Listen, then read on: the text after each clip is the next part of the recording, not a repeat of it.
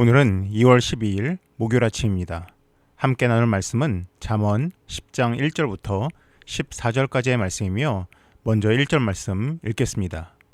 솔로몬의 잠언이라. 지혜로운 아들은 아비를 기쁘게 하거니와 미련한 아들은 어미의 근심이니라. 잠언 10장부터 22장 중반부까지가 하나의 묶음을 구성하고 있습니다. 그 묶음의 시작을 10장 1절이 맡고 있습니다. 지혜로운 자녀는 부모의 기쁨입니다. 반면 미련한 자녀는 부모의 근심거리입니다. 너무 당연한 이야기 같지만 그 이유들이 뒤에서 언급됩니다. 2절에서 5절입니다. 불의의 재물은 무익하여도 공의는 죽음에서 건지느니라. 여호와께서 의인의 영혼은 줄이지 않게 하시나 악인의 소욕은 물리치시느니라. 손을 게으르게 놀리는 자는 가난하게 되고 손이 부지런한 자는 부하게 되느니라. 여름에 거르는 자는 지혜로운 아들이나 추수 때에 자는 자는 부끄러움을 끼치는 아들이니라. 미련한 아들이 잘못된 방법으로 얻은 재물은 유익함이 없습니다. 하지만 지혜로운 아들이 지키는 공의로움은 가치가 있습니다. 왜냐하면 하나님께서 의인은 보호하시고 악인의 탐욕은 물리치시기 때문입니다. 미련한 자녀는 게으름으로 인해서 가난하게 되지만은 지혜로운 자녀는 부지런함으로 부를 취득합니다. 지난번 이스라엘의 추수 시기가 여름이라 말씀드렸는데 지혜로운 자녀는 여름, 즉 추수 때에도 열심히 일할 것이나 추수 때조차도 잠을 자는 부끄러운 행동을 악인은 보일 것이라 이야기하고 있습니다. 그러하기에 지혜로운 자녀는 부모의 기쁨이 됩니다. 6절에서 10절입니다. 의인의 머리에는 복이 많아 악인의 입은 독을 머금었느니라.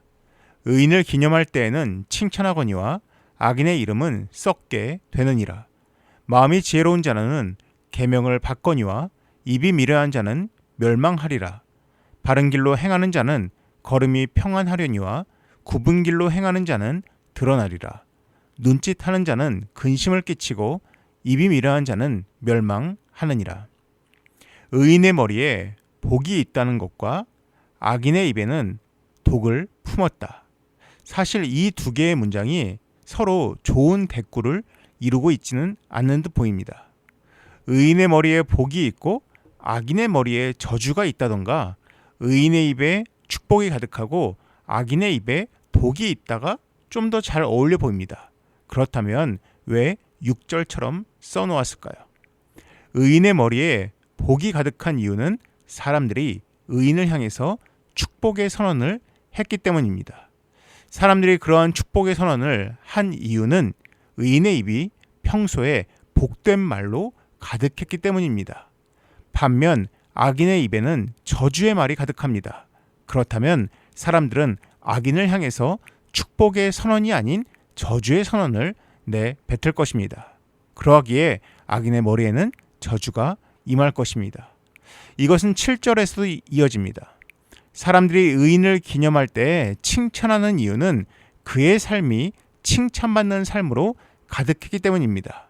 반면 악인의 이름이 기억되지 않는 이유는 그의 행실이 썩을 것으로 가득했기 때문입니다. 8절에서도 마음이 지혜로운 사람은 당연히 입에서 선포되는 말도 지혜롭습니다. 반면 입에서 미련한 말만 나오는 사람은 마음도 미련할 것이며 결국 그로 인해서 망할 것입니다. 이 단락에서는 지혜로운 자와 미련한 자의 입을 통해서 나오는 말들이 나중에 자신에게 어떻게 돌아오는지를 보여주고 있습니다. 11절에서 14절입니다. 의인의 입은 생명의 샘이라도 악인의 입은 독을 머금었느니라. 미움은 다툼을 일으켜도 사랑은 모든 허물을 가리느니라. 명철한 자의 입술에는 지혜가 있어도 지혜 없는 자의 등을 위하여는 채찍이 있느니라. 지혜로운 자는 지식을 간직하거니와 미련한 자의 입은 멸망에 가까우니라.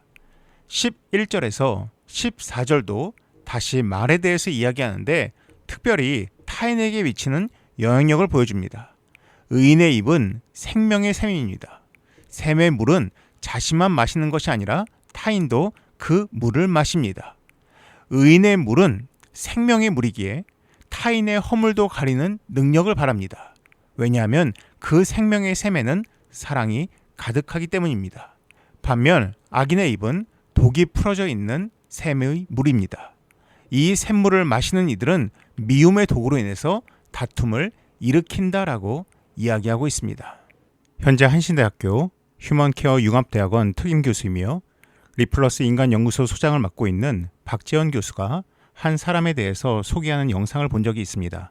같이 보시겠습니다. 그런데 제가 진짜 신기했었던 하나의 사례가 있었어요. 한 기업에서 발견됐던 분이었는데 누구도 이 팀장님이랑 일하는 거를 별로 좋아하지 않았어요. 그런데 이분의 같은 팀이었었던 한 남자분이었는데요. 이분이 이 팀장님을 변화시켰어요.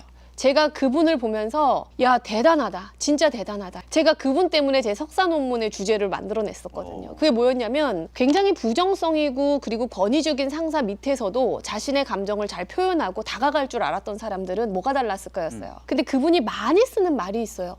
무슨 일이세요? 왜 그러세요? 무슨 일 있어요? 우리가 흔히 누군가가 화를 내면 불편한 반응을 보이면 어떻게 처리하냐면 왜 저래? 미친 거 아니야? 이러면서 그냥 무시하려고 하잖아요. 그렇죠. 이분은 그거를 자기한테 받아들이지 않는 거예요. 팀장이 화를 내는데 나 때문인가로 받아들이면서 침묵 행동을 하고 발언 행동이 줄어드는 게 아니라 그 사람한테 가더니 팀장이 왜 그래요? 무슨 일이에요? 하면서 퀘스천 하나만 갖고 있는 사람 같은 거예요. 호기심만. 그 호기심이 어떻게 올 수 있었을까?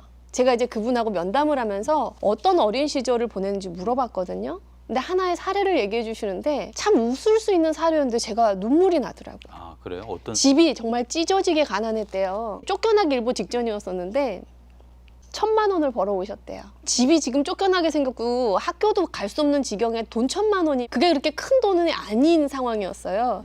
근데 그날 일확천금을 얻은 가족들처럼 삼겹살 파티를 하면서 빛이 보인다. 우리 가족이 이제 빛이 보인다. 이제 우리는 뭔가 될 것 같다. 이러면서 삼겹살 파티를 했다는 거예요. 집에서 신문지를 쫙 깔고 삼겹살을 구워 먹으면서 그날 너무 행복했다는 거예요. 우리도 하면 되겠구나. 방법이 있겠구나. 그리고 우리가 오늘 이렇게 행복하구나. 자기가 그때 배운 건 뭔가가 잘 되지 않았더라도 그 이슈를 대하는 부모님의 태도만큼은 자기 몸에 새겨졌다는 거죠. 박재원 교수가 언급한 그 사람 마음속에는 하면 되겠구나, 방법이 있겠구나라는 소망의 마음이 있었습니다. 그러하기에 부정적인 태도의 말이 나가지 않는 것입니다. 오늘 본문에 나오는 지혜자의 말이 그러합니다. 생명의 말, 사랑의 말, 헌물을 덮는 말이 나간다고 이야기합니다. 우리의 입술에서도 이러한 생명의 말이 흘러 넘치면 좋겠습니다. 기도하겠습니다. 사랑이 많으신 하나님 아버지, 우리가 지혜자로서 우리의 입술 가운데 생명의 샘을 품는 자들 되게 하시고 우리의 말을 통해서 나를 살리고 또한 내 이웃을 살릴 수 있는 우리가 되게 하여 주시옵소서. 이 모든 말씀 예수님의 이름으로 기도드립니다. 아멘. 이어서 화면에 나오는 기도의 제목으로 함께 기도하시기 바랍니다.